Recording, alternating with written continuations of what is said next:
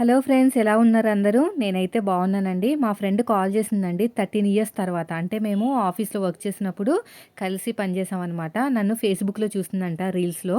అది చూసి నన్ను కాంటాక్ట్ అయిందనమాట.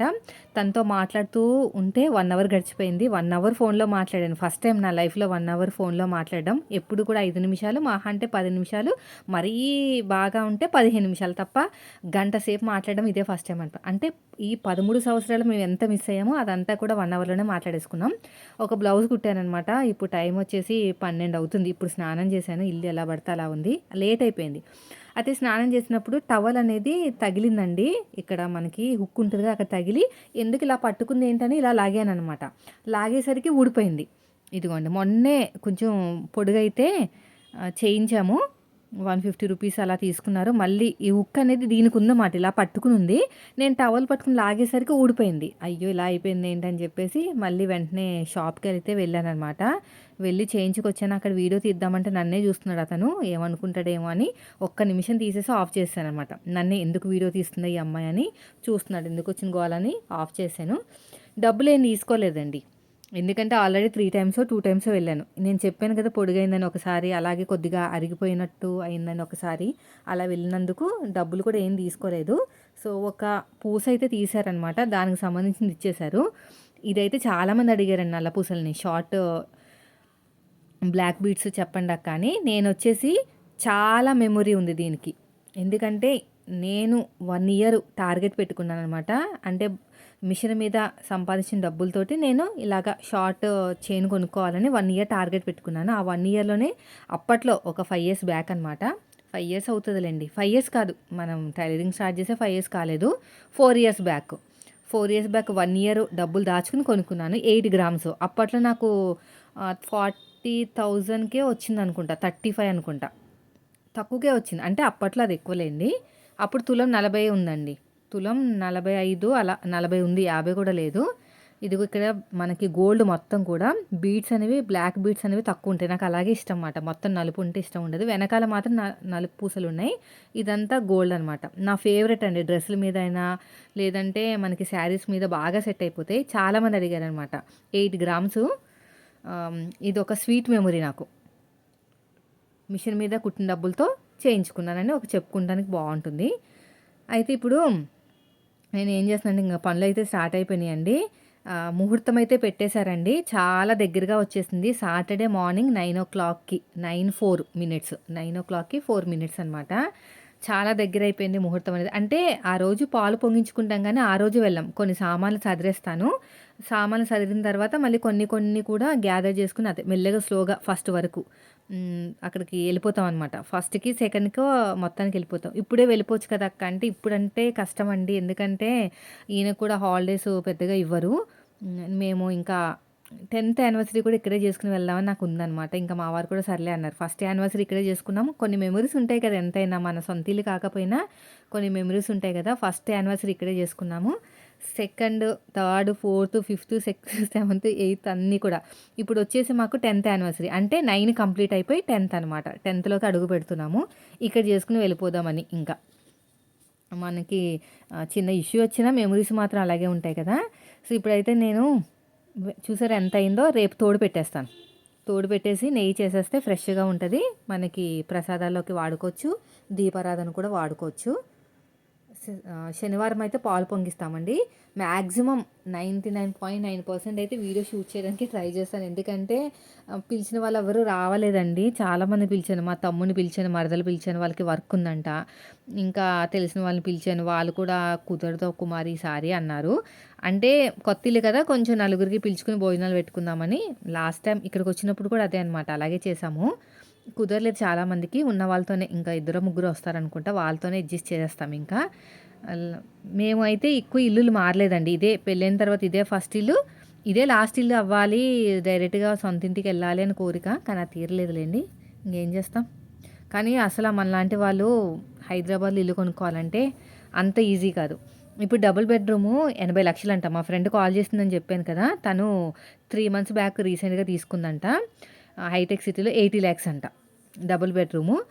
అసలా పాపం ఇద్దరు జాబ్ చేస్తే తప్ప ఒకరొచ్చే శాలరీ మొత్తం ఎళ్ళిపోతుందంట ఇంకా.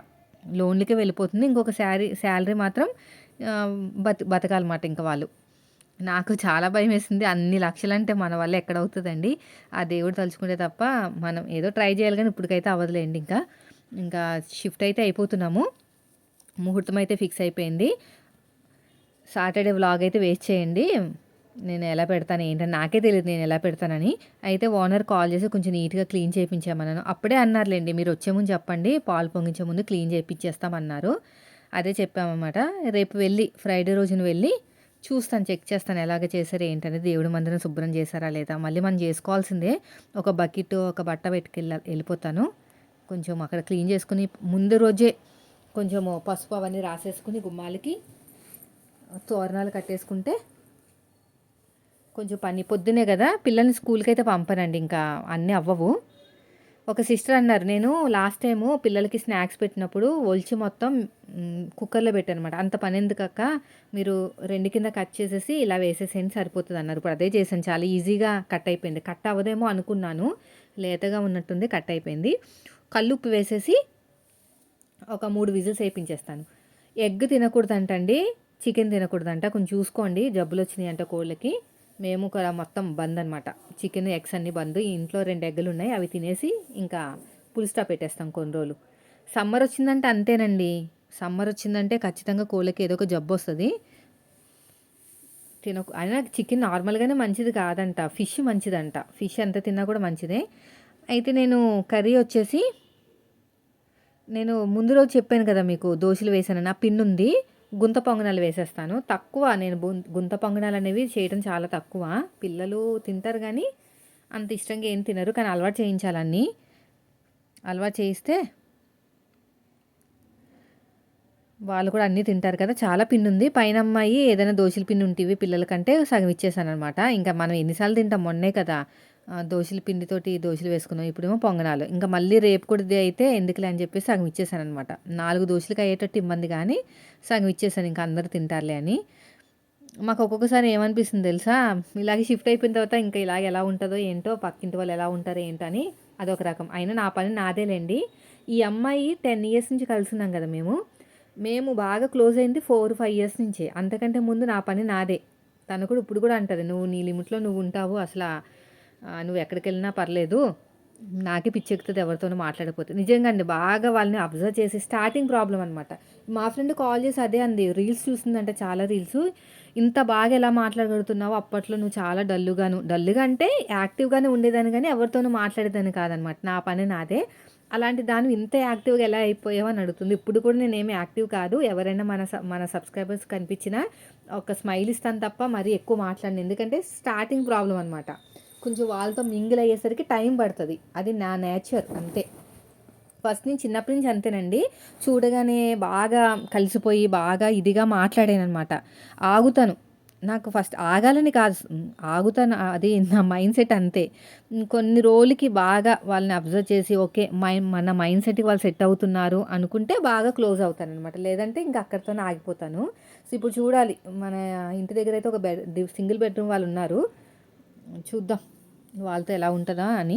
అయితే చాలామంది కామెంట్ చేస్తున్నారు, నెగిటివ్ అంతా ఇక్కడే వదిలేసి పాజిటివ్‌గా వెళ్ళండి అక్క అని. నిజంగా అండి, మీరు చెప్పింది 100% కరెక్ట్. పాజిటివ్‌గానే వెళ్ళాలి.